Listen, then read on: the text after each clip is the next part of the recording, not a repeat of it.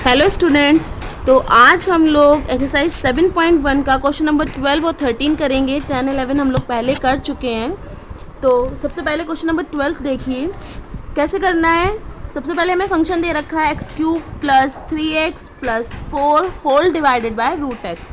तो हम क्या करेंगे, इस रूट एक्स को सारे टर्म्स के नीचे लिख लेंगे सबसे पहले। ठीक है,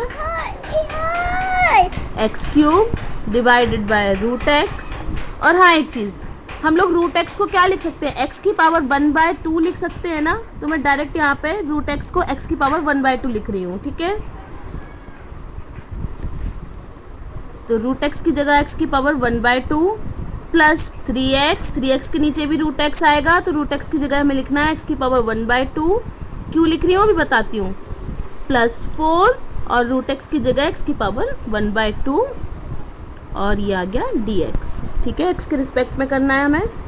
अभी देखो ऊपर क्या लिखा हुआ है, ऊपर क्या लिखा हुआ है, 3 लिखा हुआ है ना। ठीक है, एक मिनट, ऊपर क्या लिखा हुआ है, 3 लिखा हुआ है।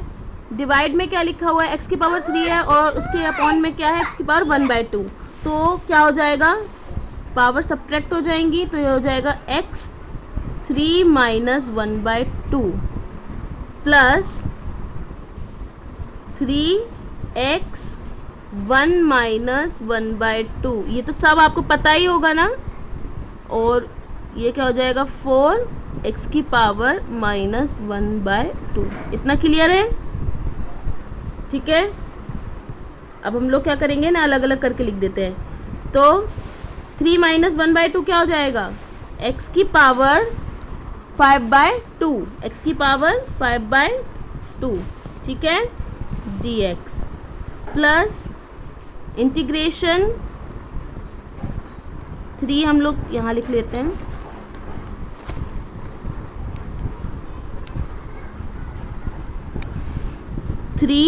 इंटीग्रेशन 1 माइनस 1/2 यानी x की power 1/2 dx plus 4 integration x की पावर माइनस 1/2 dx। क्लियर इतना। अभी देखो इंटीग्रेशन में क्या होता है, मैं पहले भी आपको बता चुकी हूँ कि क्या होता है। इस तरह से लिखते हैं, एक मिनट रुको। देखो इस तरह से होता है, x की पावर n प्लस x की पावर n का इंटीग्रेशन क्या होता है, x की पावर n का इंटीग्रेशन होता है x की power n plus 1/n plus 1। यही होता है ना।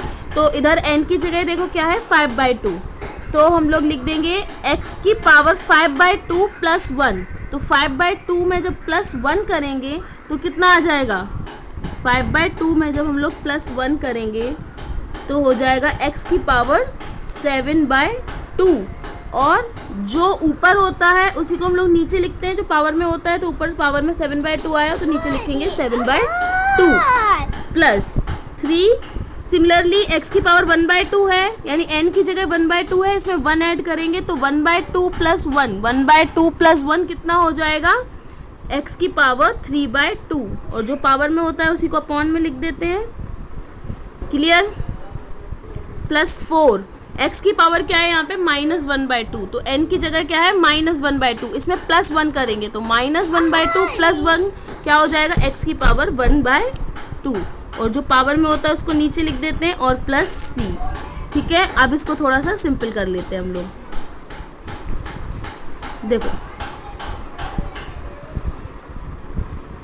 x की पावर 7/2 और जो ये 7/2 है इसको किस तरह से लिखेंगे, 2/7 प्लस 3 से 3 कैंसिल हो जाएगा और ये क्या हो जाएगा, 2x की power 3/2।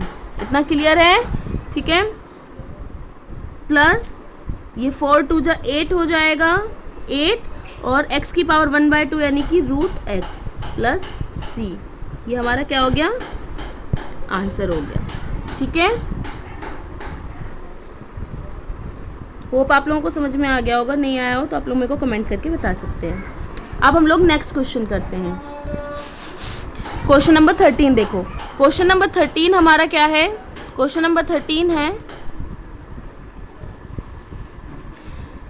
X cube minus x square plus x minus one whole divided by x minus one. अभी देखो क्वेश्चन नंबर 12 में क्या था, डिवाइड में रूट एक्स था, तो हमने क्या किया, रूट एक्स को सारे टर्म्स के साथ अलग अलग लिख दिया। लेकिन इधर पे हमारे पास डिवाइड में क्या है, x माइनस वन है, तो इसको सबके साथ अलग अलग लिखेंगे तो उससे हमें कोई बेनिफिट नहीं होगा। तो सबसे पहले हम लोग क्या करते हैं, फैक्टर कर लेते हैं। फैक्टर कैसे करेंगे, जैसे हमारे पास क्वेश्चन में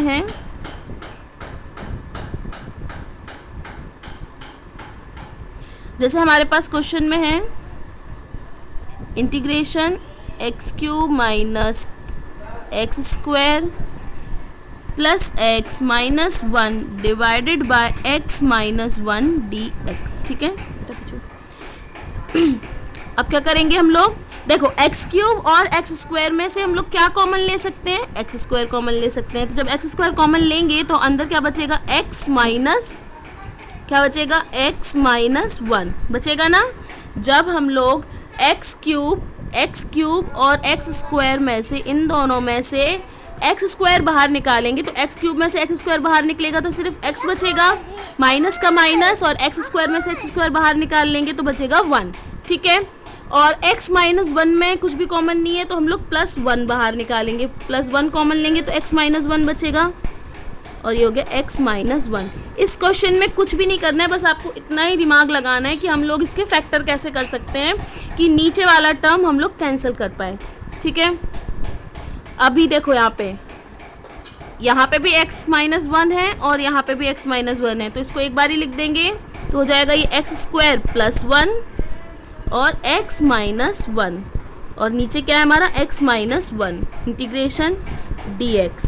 ठीक है, x माइनस वन से x माइनस वन कैंसिल हो गया, क्या बचा हमारे पास, integration x square plus one बचा है ना। अब मैं इसको अलग अलग करके लिख सकती हूँ। ठीक है, वन डी एक्स स्क्वायर का इंटीग्रेशन क्या हो जाएगा, n प्लस वन यानी 2 प्लस वन यानी x की पावर 3, और जो पावर में उसको नीचे भी लिखेंगे।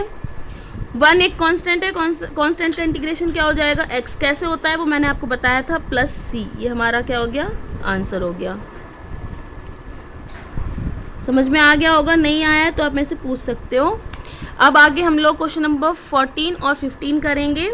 ठीक है, तब तक आप लोग ये देखना कि इसको कैसे सॉल्व करा है मैंने, जो समझ में नहीं आया मेरे को कमेंट में बता सकते हैं।